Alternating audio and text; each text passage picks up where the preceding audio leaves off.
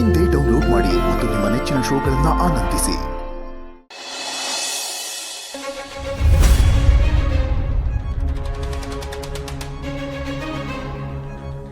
ಏನ್ ಬ್ರೋ ಇದು? ಪೊಲೀಸರು ಕೊಟ್ಟಿರೋ ಅಡ್ರೆಸ್ ಹುಡ್ಕೊಂಡು ಬಂದ್ರೆ ಇಲ್ಲಿ ಯಾವುದೋ ಆಶ್ರಮ ಇದೆ. ನಾನು ಅದೇ ಅಂದ್ಕೊಂಡಿದ್ದೆ. ಅವ್ರು ಕಳಿಸಿರೋ ಅಡ್ರೆಸ್ ಇದೆ, ಇಲ್ಲಿ ಯಾವುದಾದ್ರೂ ಮನೆ ಇದೆ ಅಂದ್ಕೊಂಡಿದ್ದೆ. ಬನ್ನಿ ಅಲ್ಲೇ ವಿಚಾರಿಸೋಣ.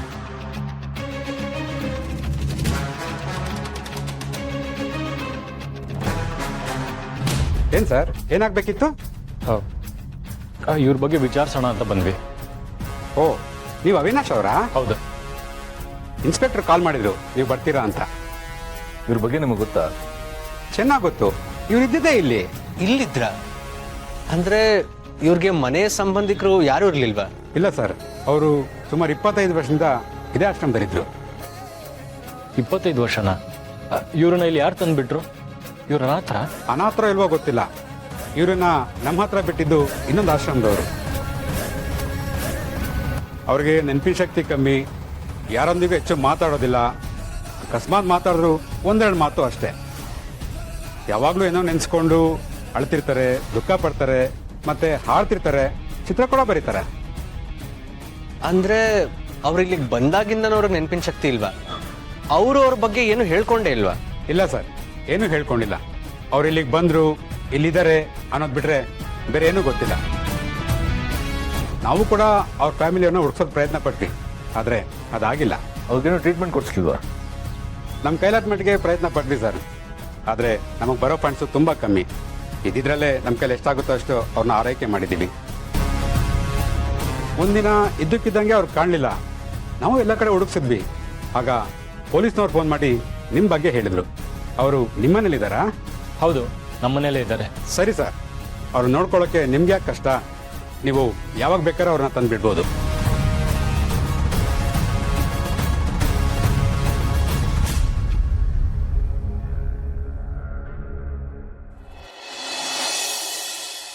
ಸರ್, ಈ ಆಶ್ರಮದಲ್ಲಿ ಚಿಕ್ಕ ಮಕ್ಕಳನ್ನ ಬೇರೆಯವರು ದತ್ತು ತಗೊತಾರೆ. ಆದರೆ ನೆನಪಿನ ಶಕ್ತಿಲಿರೋ ಒಬ್ಬ ವ್ಯಕ್ತಿನ ನೀವು ದತ್ತು ತಗೊತಾರದು ಇದೇ ಮೊದಲು. ಸಾಮಾನ್ಯವಾಗಿ ಈ ಕಾಲದಲ್ಲಿ ಮಕ್ಕಳು ಹೆತ್ತೋನ ಸಾಕಾಗದೆ ಆಶ್ರಮದಲ್ಲಿ ಬಿಟ್ಟು ಹೋಗ್ತಾರೆ. ಅಂಥದ್ರಲ್ಲಿ ರಾಧಮ್ನವ್ರನ್ನ ನೀವು ದತ್ತು ತಗೊಂಡು ತಾಯಿ ಥರ ನೋಡ್ಕೊತೀನಿ ಅಂತ ಹೇಳ್ತಾ ಇದ್ದೀರಾ. ನಿಮ್ಮ ಮನಸ್ಸು ತುಂಬ ದೊಡ್ಡದು ಸರ್. ನಿಮ್ಮ ಹೆತ್ತೋರ ಹೊಟ್ಟೆ ತಣ್ಣಗಿರಲಿ. ತುಂಬ ಥ್ಯಾಂಕ್ಸ್. ಏನೇ ಫಾರ್ಮಾಲಿಟಿ ಇದ್ರೂ ನಮಗೆ ತಿಳಿಸಿ. ಖಂಡಿತ ಸರ್, ನೀವು ಅವ್ರನ್ನ ಚೆನ್ನಾಗಿ ನೋಡ್ಕೊಂಡಿರೋ ನಂಬಿಕೆ ನಮಗಿದೆ. ನಿನ್ನ ನಂಬಿಕೆ ಸುಳ್ಳಾಗಲ್ಲ. ನಾವು ಅವ್ರನ್ನ ಚೆನ್ನಾಗಿ ನೋಡ್ಕೋತೀವಿ. ಈಗಾಗಲೇ ಅವರು ನಮ್ಮನೆಯವರಲ್ಲಿ ಒಬ್ಬರಾಗ್ಬಿಟ್ಟಿದ್ದಾರೆ. ಹೌದು, ನೀವು ಅವ್ರ ಬಗ್ಗೆ ಚಿಂತೆ ಮಾಡೋ ಅವಶ್ಯಕತೆ ಇಲ್ಲ. ಅವರಿಗೆ ಟ್ರೀಟ್ಮೆಂಟ್ ನಾವೇ ಕೊಡಿಸ್ತೀವಿ. ಹಾಗೇನೆ ಅವ್ರನ್ನ ಯಾರಾದರೂ ಕೇಳ್ಕೊಂಡು ಬಂದರೆ ನಮಗೆ ಇನ್ಫಾರ್ಮ್ ಮಾಡಿ. ಆಗಲಿ ಸರ್, ಇದುವರೆಗೂ ಅವ್ರನ್ನ ಕೇಳ್ಕೊಂಡು ಯಾರೂ ಬಂದಿಲ್ಲ. ಇನ್ನು ಮುಂದೆ ಯಾರಾದರೂ ಬಂದರೆ ನಾನು ನಿಮಗೆ ತಿಳಿಸ್ತೀನಿ. ಪ್ರಪಂಚದಲ್ಲಿ ದೇವರಿರುವಾಗ ಯಾರು ಅನಾಥರಲ್ವಂತೆ. ದೇವ್ರ ದಯೆಯಿಂದ ಅವರು ನಮ್ಮ ಮನೆಗೆ ಬಂದಿದ್ದಾರೆ. ಹಾಗೇನೆ ದೇವ್ರ ಮಕ್ಕಳನ್ನ ನೀವು ಸಾಕಿ ಸಲುತ್ತಾ ಇದ್ದೀರ. ಅದಕ್ಕೆ ನಮ್ಮ ಕಡೆಯಿಂದ ಒಂದು ಪುಟ್ಟ ಕಾಣಿಕೆ, ಆ ಫೈಲ್ ಕೊಡು.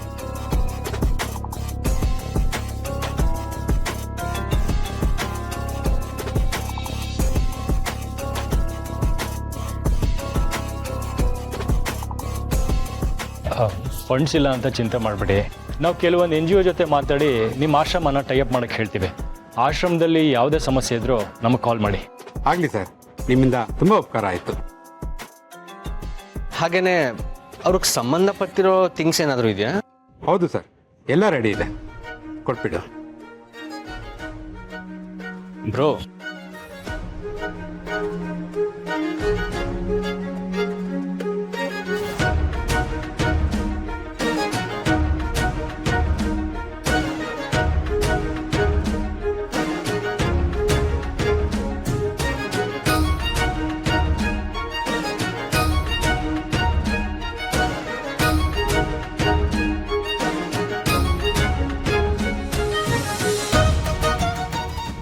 ಸರ್, ಇದರಲ್ಲಿ ಅವ್ರು ಉಪಯೋಗಿಸಿದ ಬಟ್ಟೆ ವಸ್ತುಗಳೆಲ್ಲ ಇದೆ.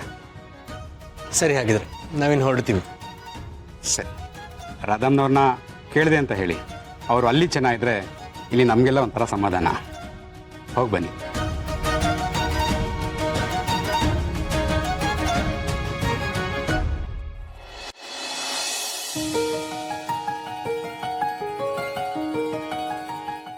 ಊಟ ಮಾಡೋ ಹೊತ್ತಲ್ಲಿ ಕಾಫಿ ಕುಡಿತಾ ಇದ್ದೀರಲ್ಲ?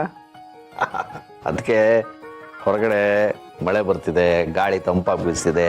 ಇಂಥ ಹೊತ್ತಲ್ಲಿ ಬಿಸಿ ಬಿಸಿಯಾದ ಕಾಫಿ ಕುಡಿದ್ರೆ ಜೀವಕ್ಕೆ ತಂಪು. ಹಾಗಿದ್ರೆ ನೀವು ಊಟ ಮಾಡಲ್ವಾ?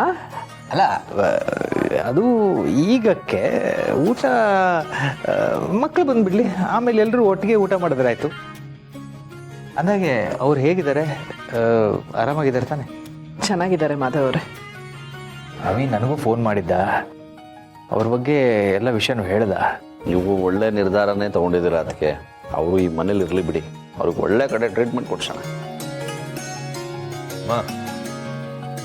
ಇದು ಅವ್ರ ಆಶ್ರಮಲ್ಲಿ ಇದ್ದಿದ್ದ ಲಗೇಜು, ಅದೆಲ್ಲಿತ್ತೋ ಎಲ್ಲ ತಂದಿದ್ದೀವಿ. ಸರಿ ಪಾಪು, ಅದನ್ನು ನನ್ನ ರೂಮಲ್ಲಿ ಇಡ್ತೀನಿ. ಆಶ್ರಮದವರು ಇನ್ನೇನಾದರೂ ಹೇಳಿದ್ರ ಅವಿ? ಅಷ್ಟೇ ಅಪ್ಪ, 25 ವರ್ಷದಿಂದ ಇವ್ರನ್ನ ನೋಡೋಕೆ ಯಾರೂ ಬಂದೇ ಇಲ್ವಂತೆ. ಇವ್ರು ಹೇಗೆ ಸಿಕ್ಕಿದ್ರು, ಎಲ್ಲಿ ಸಿಕ್ಕಿದ್ರು ಯಾರಿಗೂ ಗೊತ್ತಿಲ್ಲ. ಜೊತೆಗೆ ಇವ್ರ ನೆನಪಿನ ಶಕ್ತಿನೂ ಇಲ್ಲ. ಆಗ ನೋಡಿದ್ರೆ ಜೀವನ ಇಷ್ಟು ವರ್ಷ ಸುಮ್ಮನೆ ಬದುಕಿದ್ದಾರೆ. ಎಂಥ ವಿಪರ್ಯಾಸ ಅಣ್ಣ ಇದು. ನಾನು 15 ವರ್ಷ ಕೋಮಾದಲ್ಲಿದ್ದೆ. ಉಸಿರಾಡ್ತಿದ್ದೆ ಅನ್ನೋದನ್ನು ಬಿಟ್ಟರೆ ಬೇರೆ ಏನು ನನಗೆ ಗೊತ್ತಾಗ್ತಿರ್ಲಿಲ್ಲ. ಆದರೆ ಇವರು ಓಡಾಡ್ತಿದ್ದಾರೆ, ನಮ್ಮ ಮಾತುಗಳನ್ನು ಕೇಳಿಸ್ಕೊತಿದ್ದಾರೆ. ಆದರೆ ಅವ್ರಿಗೂ ಏನೂ ನೆನಪಾಗ್ತಿಲ್ಲ. ಬಿಡಿ ಚಿಕ್ಕಪ್ಪ, ನೀವು ಹಾಗಾಗೋದಕ್ಕೆ ಕಾರಣನೇ ಬೇರೆ ಆಗಿತ್ತು. ಆದರೆ ಇವ್ರಿಗೆ ಆಗೋದಕ್ಕೆ ಏನು ಕಾರಣ ಇದೆಯೋ?